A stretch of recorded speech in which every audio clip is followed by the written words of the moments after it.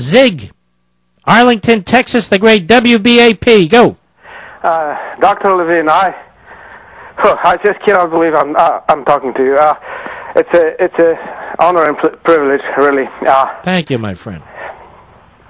Go right ahead. I'm a devoted listener. When you arrive in this area, I kind of listened to you a little bit, and then I just couldn't put it down. I never thought I'm going to call you with anything because, I'm full of comments, but you got it all right. So I don't. All right, now let me ask you a question. Where are you from? I'm from Poland. So does Obama have it right? No, sir, and that's why I'm calling, because it did just blow my top off. I was one of the founders of Solidarity Union, not big one, but local one. I was in Warsaw in public transportation, and and we were in this opposition movement, and we just knew that we got to do what we got to do. Although we had two very strong allies. So one was a spiritual, that was definitely Pope. Yep. But the other one was moral. It was President Reagan. It was president of the strongest, the best, the biggest country in the world. So I'm still emotional about it. But the point is that we knew we got the support. We still had a chance to end up with a bullet hole somewhere Yes. under the fence, yes. But let me just help you. But it helped motivate you, right? It gave you confidence.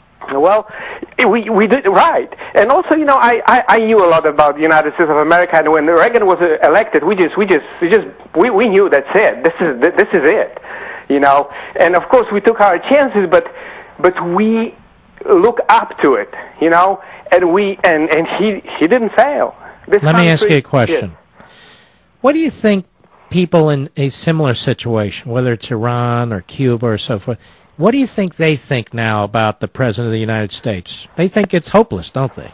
Well, he sounds so weak because he is weak. He's unsincere.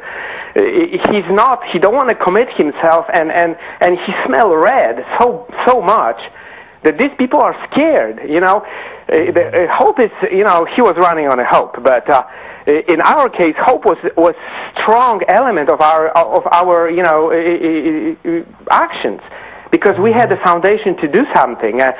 These people don't have anything. They have a weak leader of the greatest country in the world who refused to commit himself and who doesn't give him any support, And the latest for the Honduras situation right now, it just blows my mind. But I tell you what, Mark, and I'll be blunt like as you are. I know Marxist when I see one. Yes, he's a I don't know why we keep playing word games around here. Nationalizing industries, control of the currency, compelling states to do things they don't want to do in violation of the 10th Amendment.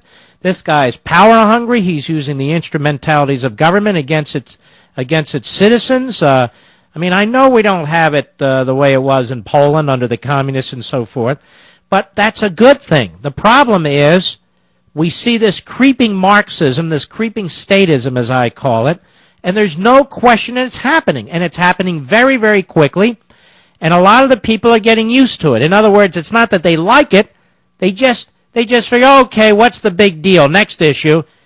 Tell him, Zig. Tell him what a big deal it is. Well, I tell you what, he's a perfect storm. He overwhelms people with the speed and the decisiveness. I think they put together a plan and they're rushing with it, and they know the further they go, the less resistant we will be as a society, because it's a perfect timing for them. And I tell you what, like I said, it's bad things are coming, and people don't know that because they have no comparison. And people here live in this comfort of democracy, and they say, well, that cannot happen to us. I mean, for crying out loud, we're protected by our laws, and people we elect, they're sincere and they care about us. Well, guess what?